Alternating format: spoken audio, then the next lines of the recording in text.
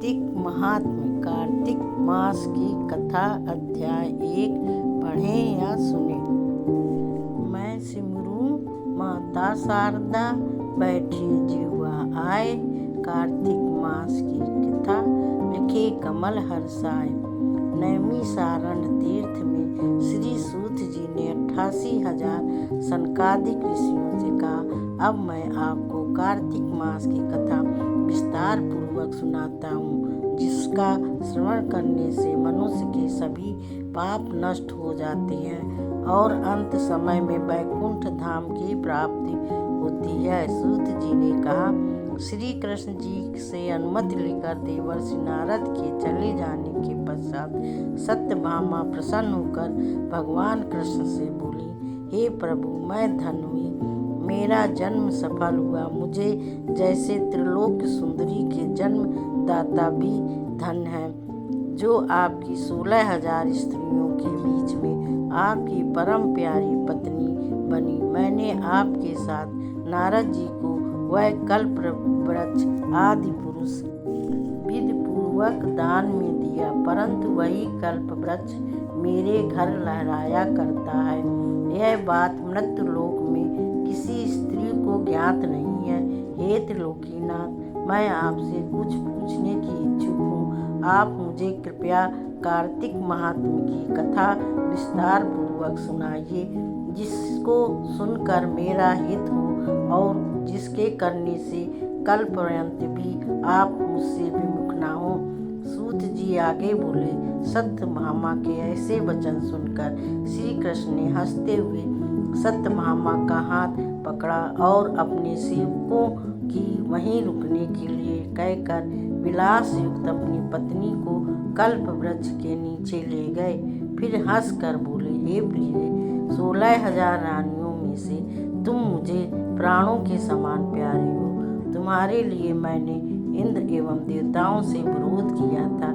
हे कांति, जो बात तुमने मुझसे पूछी है उसे सुनो।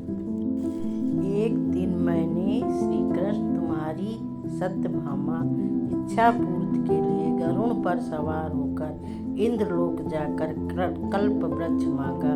इंद्र द्वारा मना किए जाने पर इंद्र एवं गरुड़ में घोर संग्राम हुआ और गोलोक में भी गरुड़ जी गौओं से युद्ध किया।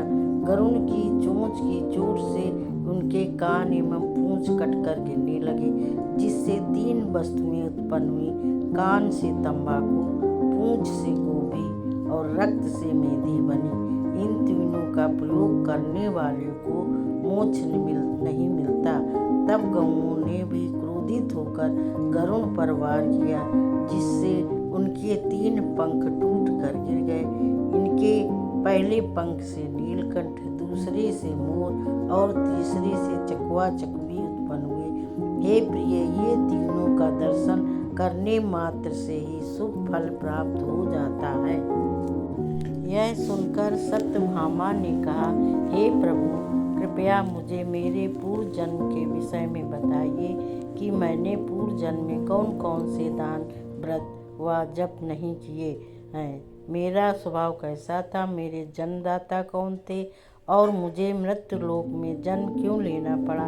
मैंने ऐसा कौन सा पुण्य कर्म किया था जिससे मैं आपकी अर्धांगिनी हुई। श्री कृष्ण ने कहा, हे प्रभु, अब मैं तुम्हारे द्वारा पूर्व जन्म में किए गए पुण्य कर्मों की विस्तार पूर्वक कहता हूँ, उसे सुनो।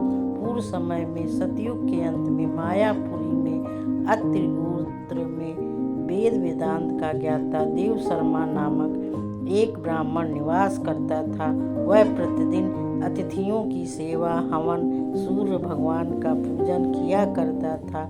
वह सूर्य के समान तेजस्वी था। वृद्धावस्था में उसे गुणवती नामक कन्या की प्राप्ति हुई। उस पुत्रहीन ब्राह्मण ने अपनी कन्या का विवाह अपने ही चंद्र नामक शिष्य के साथ कर दिया।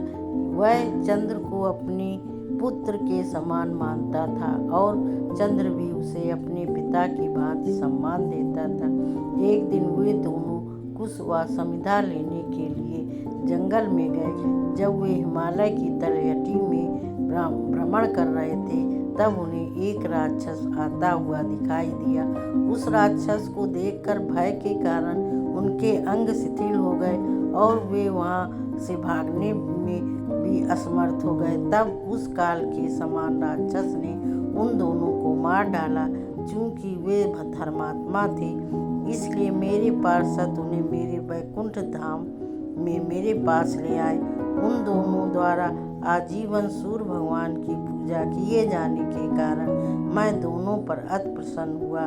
गणेश जी, शिव जी, सूर्य व देवी, इन सब की पूजा करने वाले मनुष्य को स्वर्ग की प्राप्ति होती है। मैं एक होता हुआ मैं भी काल और कर्मों के भेद से 5 प्रकार का होता हूँ। जैसे एक देवदत्त, पिता, भ्राता आदि नामों से पुकारा जाता है। जब वे दोनों विमान पर आरूढ़ होकर सूर्य के समान तेजस्वी रूपमान चंदन की माला धारण किए मेरे